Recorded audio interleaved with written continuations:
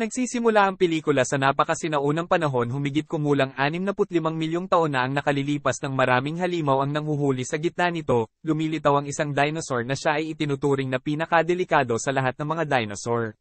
Sinusundan sila sa dagat at lalamunin na sana ang isa sa mga halimaw ng A. Sumulpot ang napakalaking pating na kilala bilang Megalodon at inatake ang dinosaur. Walang kahirap-hirap na hinayla ng Megalodon ang dinosaur sa tubig na tila naging maliit na hayop ang dinosauro. Ito ay nagpapakita ng kapangyarihan at panganib ng Megalodon kung kaya tinawag ang pelikula.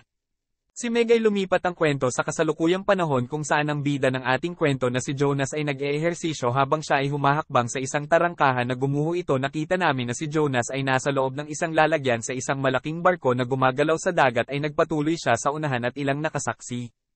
Mga taong naghahagis ng mga mapanganib na kemikal na lata sa tubig upang mangalap ng ebidensya laban sa kanila. Nagsimula siyang kumuha ng litrato subalit napansin ng mga tao ang kanyang mga kilos at napagtanto na siya ay kumukuha ng ebidensya ng kanilang maling gawain. Nagsimula silang habulin siya ngunit si Jonas ay nakatakas. Ang isa sa kanila ay lumapit upang mahuli siya ngunit tumalon si Jonas.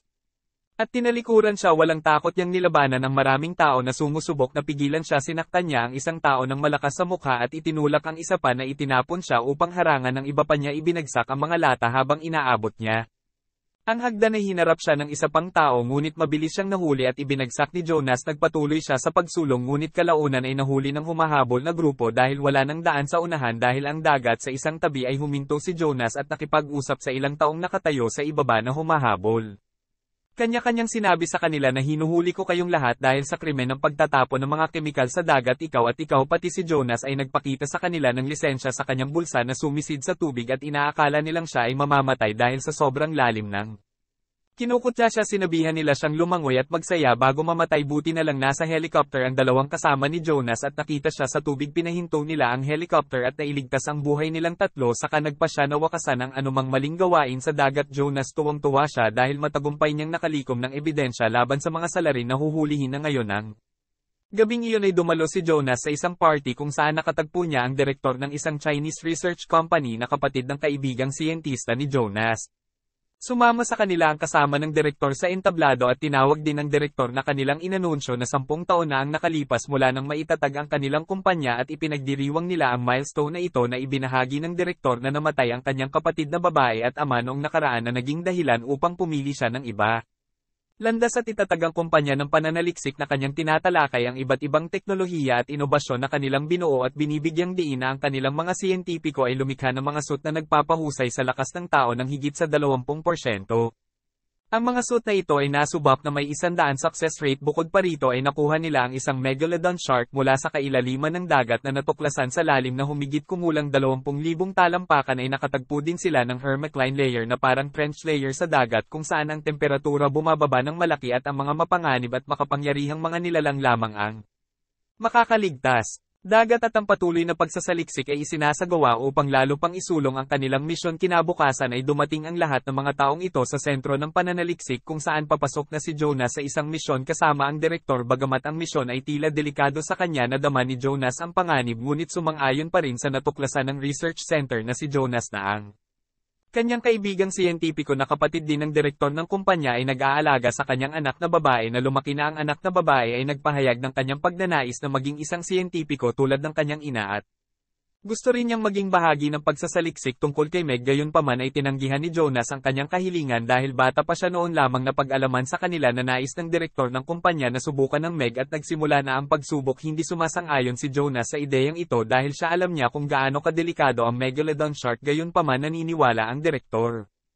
na makokontrol si Meg at may kumpiyansa na nakatayo sa harap ng pitang habang papalapit si Meg. Natakot ang lahat sa pag-aakalang baka hindi mabuhay ang direktor. Sa kanilang pagtataka na pumasa si Meg sa pamamagitan ng hindi pananakit sa direktor sa matagumpay na pagkumpleto ng pagsusulit. Pagkatapos ng pagsusulit, ipinaalam ng direktor sa lahat na kahit na may ilang bagay na natitira upang masuri ay makokontrol si Meg. Gayunpaman kapag nakakulong si Meg ay nakakita siya ng mahinang bahagi na gawa sa mga bakal at nagsimulang umatake dito ng madali. Breaking free at pagbalik sa dagat. Kasunod nito ang koponan ay nagsimulang maghanda para sa kanilang misyon na kinabibilangan ng pagsisid sa lalim na 20,000 talampakan sa dagat upang tuklasin ang hindi kilalang mundo. Sa ibaba ni Jonas at ang director board ay magkahiwalay. Mga submarino na sinamahan ng kani-kanilang mga koponan habang sila ay lumusong sa kailaliman ng dagat. Ang koponan ay nakatanggap ng patnubay mula sa 3 manggagawa sa itaas na nagtuturo sa kanila kung saan sila pupunta. Ang mga panganib ng misyon na inutusan niya itong manatili ngunit hindi nagtagal ay nakuha ang kanilang atensyon ng presensya ni Meg habang si Jonas at ang direktor ay naguguluhan kung paano nakatakas si Meg na nagpasya silang bumaba pa sa thermocline layer, isang mapanganib na rehiyon sa ilalim ng tubig upang iligtas ang nakulong na si Meg. Sa kanilang pagtataka na sinundan sila ni Meg ngunit pinipigilan nilang sakta ng mga submarino na naguguluhan sa kanyang pag-uugali ay nagpatuloy sila sa mas malalim na kalaliman kung saan nasaksihan nila ang paningin ng 2 megalodon na magkasama sa isang site na hindi pa nakikita sa kanilang pagbaba. Nakita ng direktor ang isang istasyon kung saan ang mga individual ay naguhukay sa kailaliman ng dagat na ikinagulat ni Jonas at ng direktor dahil walang sino man ang nakipagsapalaran ng malalim noon, lalo na sa napakalaking pamumuhunan. Naputol ang kanilang pag-uusisa nang makita ng isang thug sa isang submarino sa itaas si Jonas at ang direktor na kumikilos sa utos ng hindi kilalang entity na nagpapatakbo ng istasyon. Nagdulot ng pagsabog ang thug upang maitago ang kanilang mga aktibidad at maiwasan ang katotohanan na malantad ang pagsabog ay nagiging sanhi ng pagkawasak ng mga bato. At bumangga sa mga submarino na humahantong sa isang maigting na sitwasyon para kay Jonas at sa direktor habang sila ay nagpupumilit na kontrolin ang kanilang mga sasakyang dagat na may malaking pagsisikap na nagawa nilang mabawi ang kontrol at sinubukang iligtas ang kanilang mga buhay, samantala ang 3 manggagawa sa itaas ay nag-aalala tungkol sa insidente at hindi makapagbigay ng agarang tulong dahil sa kanilang mga barko na nasira. Nakipag-ugnayan si Jonas sa mga manggagawa mula sa ibaba at tiniyak sa kanila na ligtas ang lahat sa kanyang submarino, gayunpaman hindi sila sigurado sa kinaroroonan ng direktor. At ang mga kaaway na nagtangkang pumatay sa kanila ay determinadong ipagpatuloy ang kanilang misyon. Lumabas ang koponan mula sa submarino na ikinagulat nila nang makita nilang ang direktor ay naiwan mag-isa sa kanyang sasakyang dagat na nakasuot din ng suit nang magkasama sila patungo sa trench station nang sabay-sabay na nakipag-ugnayan ang Gon sa kanyang amo na nagkataong kasosyo ng direktor na sangkot sa sikreto. Misyon: inutusan ng amo ang Gon na patayin si Jonas kung buhay nga ito, habang si Jonas at ang direktor na kasama ng kanilang team ay papalapit sa istasyon na inatake sila ng mga halimaw na binaril ng koponan ng mga halimaw ngunit marami sa kanilang mga miyembro ay pinatay at nilamon. Jonas fights back na namamahala upang talunin at alisin ang ilan sa mga halimaw. Dumating si Meg sa pinangyarihan dahilan upang ang natitirang mga halimaw ay tumakas na nalilito sa kanilang biglaang retreat. Jonas at ang koponan ay napagtanto na sila ay nasa isang malalang sitwasyon na sila ay mabilis na sumilong sa istasyon. Upang mailigtas ang kanilang mga buhay na makitid na makatakas sa Meg's pursuit, nang pumasok ang mga taong ito ay natuklasan nila ang isang mahalagang mineral na tinatawag na Dotty na ipinaalam sa kanila ng direktor ng Choker na matatagpuan lamang sa kailaliman ng dagat. Ang presyo nito ay nasa milyon-milyon ng dolyar na nagpapaliwanag kung bakit sila naguhukay sa lugar na iyon matapos dumating si Jonas ng mga manggagawa ng kumpanya at ipaalam sa kanya ang tungkol sa mga hindi kilalang barko na nakita sa malapit na hindi sila sigurado sa pinagmulan ng barko. Pumasok sila sa isang malaking silid ngunit habang papasok sila sa loob ng mga kondado ng pinto sa likod nila ay nakulong sila sa loob ng trabahador sa itaas na screen ay nakipag-ugnayan sa kanila at nagtanong kung sila ay nasaktan ay ipinahayag niya na kontrolado niya ang buong istasyon at nakalock ang gate. Lumabas ang katotohanan na kasama rin siya ng kapareha ng direktor na nagtaksil sa kanila ay kinukutya niya ang mga ito sa pagpunta sa ganoong lugar at pagpasok sa ganoong trabaho kung saan pera ang prioridad na pilit na pinagtataksila ni Jonas sa kanyang pagpapaalala sa kanya na lahat sila mga kaibigan. Gayunpaman ang kanyang kasakiman ay nagtulak sa kanya na makipagsanib puwersa sa kasosyo ng direktor na nagbubulag sa kanya sa kanilang pagkakaibigan. Pagkatapos ay inutusan niya ang kanyang mga manggagawa na maglagay ng baril sa dibdib ni Jonas at barilin ito kung nais nilang iligtas ang anak na babae ng siyentipiko. Handang isakripisyo ni Jonas ang kanyang sarili para sa kaligtasan ng dalaga, subalit nang itapat niya ang baril sa dibdib nito ay hindi niya magawang patayin ito dahil naging magkaibigan sila kaagad. Pagkatapos dumating ang partner ng direktor at isiniwalat ang kanyang tunay na intensyon sa direktor na si Jonas at sa kanyang koponan. Umami na siya ay lihim na gumagawa sa kanyang sariling proyekto gamit ang mga technologies ng direktor para kumita ng milyon-milyong dolyar. Sumusunod ang manggagawa sa pagsunod sa kanyang mga utos. Ina-activate ng manggagawa ang JSC button na nagiging sanhi ng pagbaha ng tubig sa silid kung saan ang mga tao ay nakulong. Lahat ay nababalisa dahil sa pagtaas ng level ng tubig na iminungkahi ng direktor na maghanap ng paraan upang makontrol ang computer sa silid sa labas upang matigil ang tubig. Nagboluntaryo si Jonas para sa gawain at Binuksan ng manggagawa ang pinto na nagpapahintulot sa kanya na makapasok sa lugar na puno ng tubig, gayunpaman ang presyon ng tubig ay nagpapatunay na matindi at si Jonas ay nagpupumilit na mapanatili ang kanyang hininga, ay tinitiis niya ang kahirapan kahit na ang kanyang ilong at bibig nagsimulang magdugo sa kabila ng mga mapanghamong pangyayari na pinagtitiyagaan niya, at nagpapatuloy habang papalapit siya sa istasyon ng J.Elvo ay nakatagpo niya ang parehong gun na tumutuya sa kanya tungkol sa kanyang nakaraan na pagtatagpo. Tinanggihan ni Jonas na kilalanin siya at pinamamahala ang palayain ang kanyang sarili mula sa mga guns na nakikibahagi sa isang labanan. Ang gun sinubukang atakihin si Jonas gamit ang isang kutsilyo, ngunit tinamaan ni Jonas ang kanyang paa na dinisarmahan siya. Gumanti si Gun, ngunit nadaig siya ni Jonas na patuloy siyang hinahampas kahit na inihagis ng Gun si Jonas sa lupa.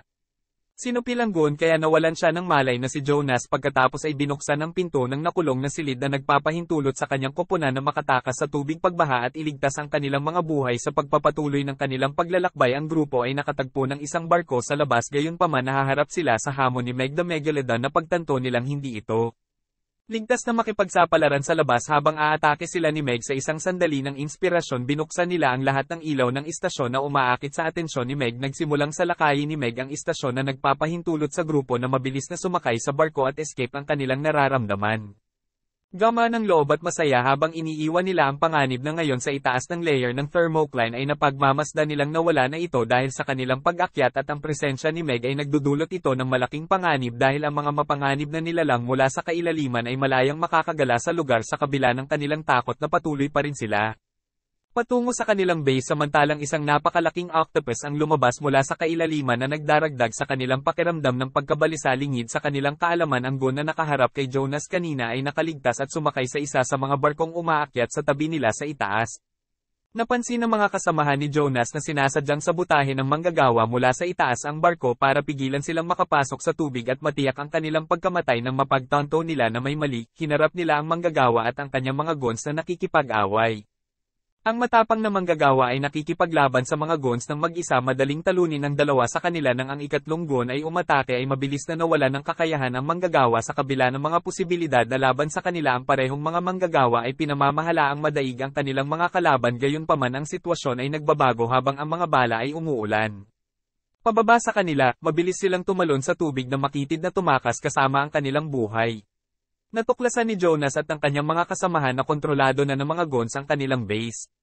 Ang kanyang base sa direktor ngayon ay inaatake niya ang mga guns at nagsimulang makipag-away sa kanila. Ang direktor ay nakakagambala sa kanila habang si Jonas ay madaling napatay ang lahat ng mga guns, habang ang babae at ang kanyang trabahador ay nakuha din ng kanilang dalawang manggagawa na tumalon sa tubig. Lahat ay napakasaya na magkasama at nagsimulang sabihin na ang tunay na bayani na si Jonas ay dumating na. Sila ay nagpasalamat sa Diyos na siya ay buhay. na Gun ay nakilala ang nakatataas na manggagawa at ipinaalam sa kanya na si Jonas at ang direktor ay buhay pa at pumunta sa base. Nang marinig ito ay agad niyang iniutos ang kanyang mga guns upang pumunta sa base ng mabilis at hanapin ang dalawang iyon upang maalis ang mga ito. Gusto niya ang lahat ay nasa ilalim ng kanilang kontrol at walang sino man ang muling sasaktan sa kanila. Kapag ang batang babae at ang kanyang trabahador ay nakarating sa tuktok ng barko, nakita nila ang tatlong megalodon na lumulutang sa tubig.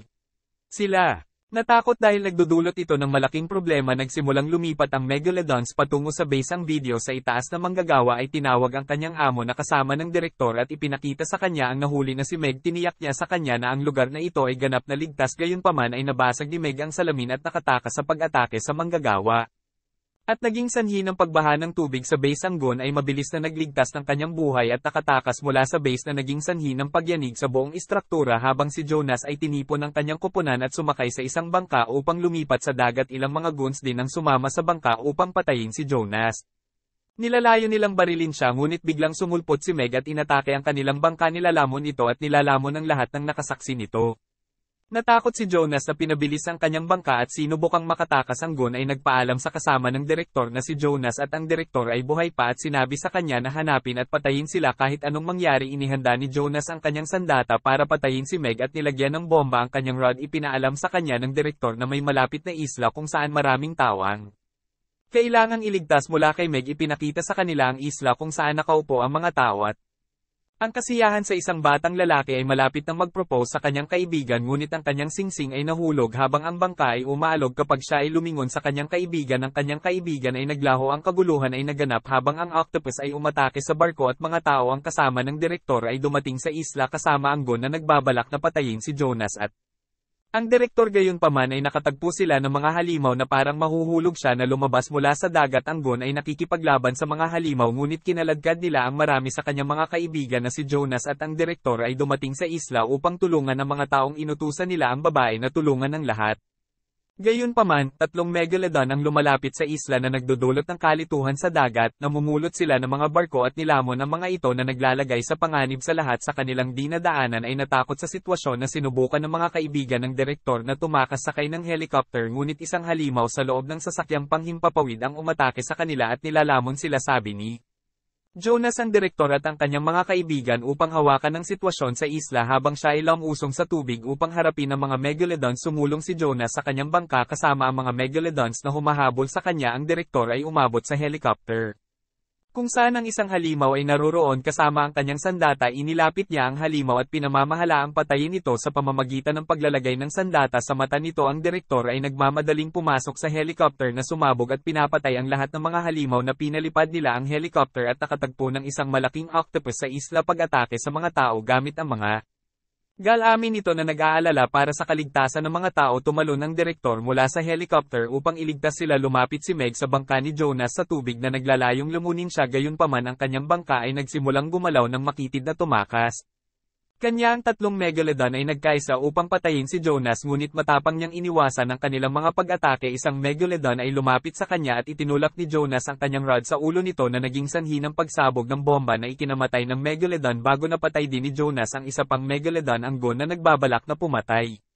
Nagkaproblema si Jonas habang papalapit sa kanya ang isang megalodon. Nakarating si Jonas sa dalampasigan at habang sinusubukan siyang barilin ng Gon ay sinipa siya ni Jonas dahilan para mahulog siya sa tubig at nahuli ang Gon at nilamon siya habang ang direktor ay nahuli ng isang pugita gamit ang paa nito ngunit ang direktor ay naglagay ng bomba sa binti ng pugita gamit ang kanyang rod upang patayin ito. Tumakas ang direktor mula sa pugita at nagpatuloy sa kanyang paglalakbay. Inatake ni Meg ang direktor ngunit sumigaw si Jonas upang makuha ang atensyon nito. Iniwan ni Meg ang direktor at hinabol si Jonas.